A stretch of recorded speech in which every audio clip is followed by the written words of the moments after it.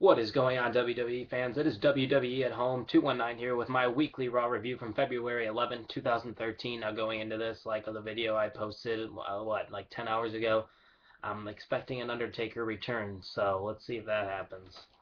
Paul Heyman would open up Monday Night Raw basically in the ring saying how he's done, he's going to resign, he's getting in CM Punk's way, and he needs to resign from WWE.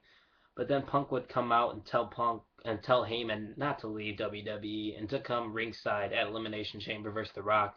He convinces Paul Heyman to stay for the Elimination Chamber. I mean, it was a solid promo, and I'll give it a B. So that's how they started off Monday Night Raw. So the first matchup of the night would be the Great Khali taking on the world's strongest man, Mark Henry. Very short and slow matchup. Of course, we didn't really expect much with these two since Great Khali really isn't that much of a wrestler. And well, the world's strongest slam to Khali would happen, and Mark Henry would pick up the 1-2-3 over Khali, and then after would give the world's strongest slam to Hornswoggle, which was pretty hilarious in a matchup that was a D minus, very slow and boring. But Mark Henry sending a message as he's trying to get momentum going into the Chamber matchup this Sunday. And then we would see a segment where Paul Heyman would be on the phone with McMahon, and if The Rock gets DQ'd or counted out at the Elimination Chamber, he has to give the title to CM Punk. So that is a stipulation for Sunday's matchup. Then another matchup, we'd see one half of the tag team champions, Daniel Bryan, take on Y2J Chris Jericho. I was expecting a very good matchup, and that's exactly what we got from two of the best technical wrestlers in the WWE today. It was fast paced. Bryan was in control early. There was kind of a submission battle going between the walls of Jericho and the no lock, which was pretty cool.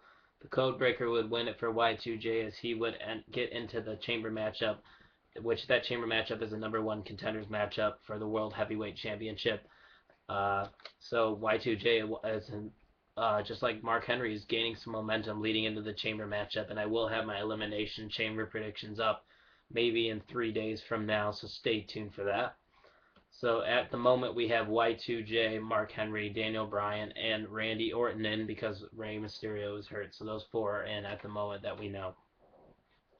So then we'd see the team of Sheamus, Ryback, and Cena, who will be facing the Shield this Sunday, take on 3MB, and you probably know how this one was going to end. Sheamus, Ryback, and Cena end up picking up the victory. The only thing that actually is saving their grade, oh, I forgot to give you my grade for the Jericho Bryan matchup, A minus, very good match. But for the Sheamus Ryback Cena matchup against 3MB, I'll give it D plus. But it was pretty cool how the match ended with all three finishers, as Sheamus would give white noise, Ryback would give shell shock, and John Cena would land the AA on each member of the 3MB, as they themselves leading up to momentum for Elimination Chamber. Basically, all this pay-per-view was hinting of things to come for the Chamber and trying to get momentum going towards the Chamber. I don't know why I said towards twice, but yeah, you get the picture. Well, then we would see the Big Show come out. It looked like he was going to cut a promo, but he absolutely would say nothing as he just gave the KO punch to Striker, Alex Riley, and Yoshi in the back room. Very pointless, so I'll give it an F. He didn't even talk. He just stood in the ring all heated and acting all Big Show-like. Big Show's really getting old with me, and I feel like Big Show needs to retire soon. So then we would see Zack Ryder versus Jack Swagger. With Jack Swagger would be with a manager of Zeb Coulter, and it looked like nobody knew on my Twitter account who that was, and I honestly don't know who Zeb Coulter is, but apparently he's from back in the day.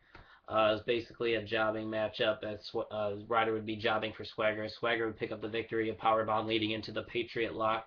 Jack Swagger getting momentum going into the Chamber as well. I'll give the matchup a D.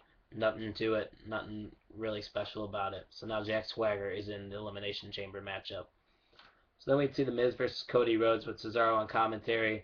The Miz was basically dominating this whole matchup until Cesaro would end up getting involved in the matchup. So Miz would win by disqualification, but Cesaro pretty much got the upper hand as he was twirling The Miz around into the barricade. And The Miz picks up the victory, but Cesaro, it looks like they're going to have a matchup probably at Elimination Chamber. Hopefully it will end this feud, and I hope Cesaro will retain at Elimination Chamber. I'll give the Miz and Cody Rhodes matchup a C minus, nothing really to it.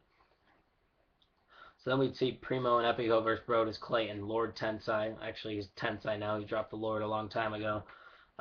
Don't get why Tensai's a face. It's very stupid, very pointless matchup. Tensai and Brodus Clay get the victory over Epico and Primo, and I'll give it an F. Just pointless. So then we'd see the Shield come out to cut their promo. They would call out the three, and they'd basically be making fun of Cena. And Dean Ambrose's mic skills were on point. All three of them have really good mic skills, but Dean Ambrose is the leader of this group, in my opinion. He stands above the rest with his mic skills and his ring ability. The lights would then dim. Now, a lot of people thought maybe The Undertaker was returning here like I did, but with the lights going out, we would just see Ryback, Cena, and Sheamus try to gang beat on the Shield, and that they did is they would lead the Shield back up into the crowd where they come out from. It was a pretty decent segment, and it's just maybe hinting of things to come at Elimination Chamber once again. I'll give it an A because the Shield is great on the mic.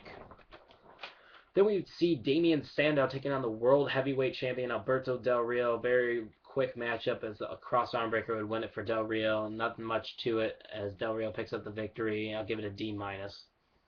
Then in the backstage, we see Bo Dallas attack Wade Barrett before his matchup, and this would lead into the matchup Kofi Kingston versus Wade Barrett, the Intercontinental Champion.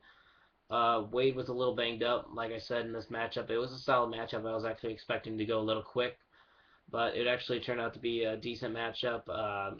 Wade Barrett would use the ring apron to his aid as he would put the bullhammer to Kofi Kingston, and it was, like I said, an average matchup that I'll give a C as Wade Barrett defeats Kofi Kingston. And then our final wrestling matchup of the night would decide who would be the sixth member into the #1 contendership matchup for the Chamber, for the World Heavyweight Championship, I should say, in the Chamber. It would be one half of the tag team champions, Kane, taking on Dolph Ziggler. Kane looked to be in control early, but it was back and forth throughout the matchup as we came back from commercial. AJ would distract Dolph Ziggler, though, and Kane would actually get the choke slam to Dolph Ziggler, as Kane is now going to be in the Chamber matchup this Sunday. It was a matchup that was alright. I'll give it a C+. So then, to end Monday Night Raw, The Rock would cut a promo basically talking about his past and how he started getting into a story about a crackhead. It was pretty funny, but very irrelevant to this whole situation going on Raw. CM Punk would then come out. The Rock would threaten Punk to stay put or else they would get into it, and that they did, as Punk would end up attacking The Rock.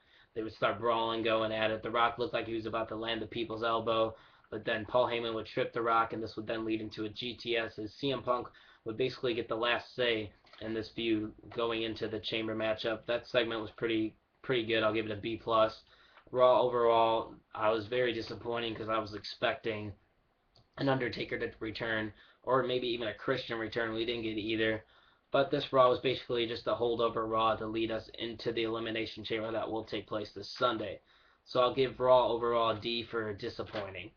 And that is my Raw review for February 11, 2013. Make sure to subscribe to my channel if you're not already subscribed. Like this video, leave comments on what you thought of Monday Night Raw. Follow me on Twitter, and take it easy.